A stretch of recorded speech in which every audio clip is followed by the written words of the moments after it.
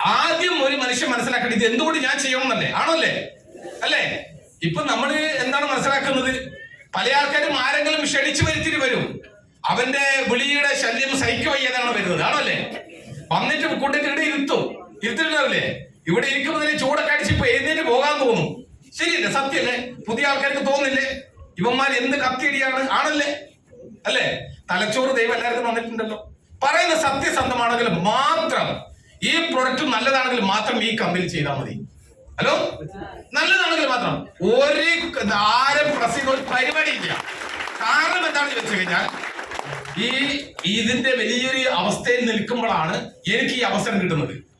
ഞാൻ അന്ന് വേണമെങ്കിൽ ഇതിനെ അവിശ്വസിച്ച് എനിക്ക് സമയമില്ലാത്ത കൊണ്ട് എനിക്ക് ഇട്ടിച്ചു പോകും. കാരണം അത്ര ലോറികളാ. ആ ലോറികളിൽ ഒരു വണ്ടി ഞാൻ തന്നെ കൊടുത്തു. ഒരു വണ്ടി നാഷണൽ പെർമിറ്റ് ആണ്. മകരന്റെ സാങ്കിൾ ഇതുപോലെ കണ്ണൂർ മാർക്കറ്റിലേക്ക് അനാറ് സ്റ്റേറ്റസും കൊണ്ടിരുന്ന വണ്ടിയാ.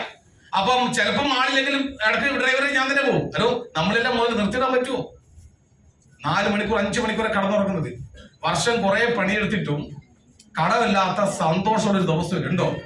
മക്കള് എന്നെ കാണുന്ന എപ്പോഴാണെന്ന് അറിയോ? ഞായറാഴ്ച ദിവസമാണ് ഉച്ചയ്ക്ക് ശേഷം. ഞാൻ രാത്രി 12 മണിക്ക് വരുമ്പോൾ മക്കൾ ഉറങ്ങുന്നുണ്ടാവും.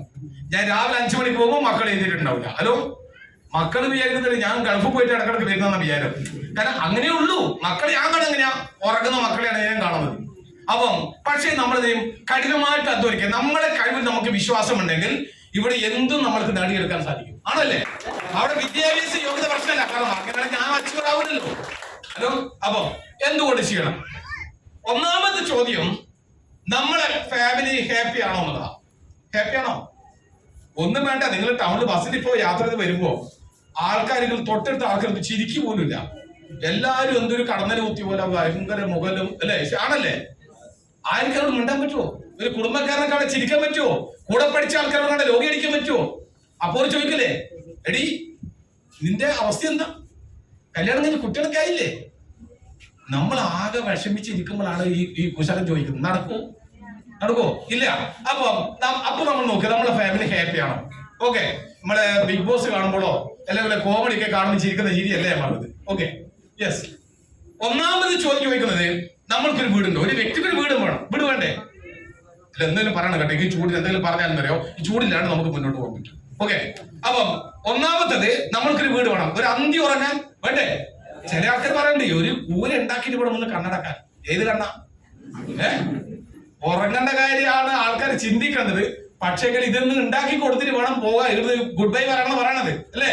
അപ്പം പക്ഷേ എന്തോ ആയിക്കോട്ടെ, ഒരു വീട് എന്തായാലും അത്യാവശ്യമാണ്. ഇനി അതേപോലെ തന്നെ വീട് മാത്രമാണോ? ഒരു കാറ്. ഇപ്പോഴത്തെ കാലഘട്ടത്തില് റോഡിലേക്ക് വീതി കൂട്ടിക്കൊണ്ടിരിക്കുക.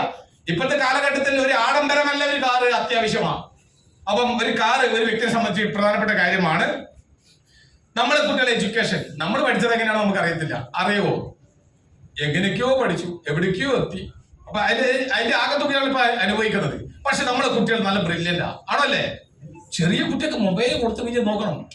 പ്രായമുള്ള ആൾക്കാർ വ്യക്തിയുടെ മേലെ ചൂണ്ടാമ്പ് തേക്കുമ്പോൾ കുട്ടികൾ 20 മിനിറ്റ് വലിയ, ആണല്ലേ?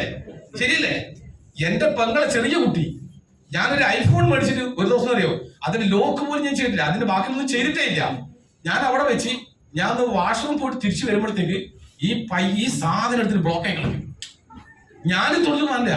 ഞാൻ എടാ നീ എന്താ കാണിച്ചത്? മാമ ഇങ്ങോട്ട് ഉണ്ടാകുന്ന വേഗം മേടിച്ചു പോകാൻ 2 കുത്തും കുത്തി പരിപാടി ഇതാ പിടിച്ചോ മാമന്റെ ഫോണ്. ഹലോ, എന്റെയൊക്കെ മാമന്റെ അടുത്ത് ഞാൻ അടുത്ത് പോയി നിന്നിട്ടില്ല. മുട്ടുകല പറയുകയായിരുന്നു. ഈ കുട്ടികൾക്ക് വേറെ ലെവലാണ്, ആണല്ലേ? പക്ഷെ ശ്രദ്ധിക്കണം കേട്ടോ, യൂട്യൂബിലും അതുപോലെ ഫേസ്ബുക്കിലൊക്കെ മാരകമായ മോശപ്പെട്ട ഒരുപാട് കാര്യങ്ങൾ വരുന്നതുകൊണ്ട് കുട്ടികൾ കൊടുക്കുന്നത് ശ്രദ്ധിക്കണം. അപ്പം നമ്മുടെ കുട്ടികളെ എഡ്യൂക്കേഷൻ നമ്മുടെ പ്രധാനപ്പെട്ട കാര്യമാണ്. നമ്മുടെ ആരോഗ്യം ഫാമിലിന്റെ കാര്യം.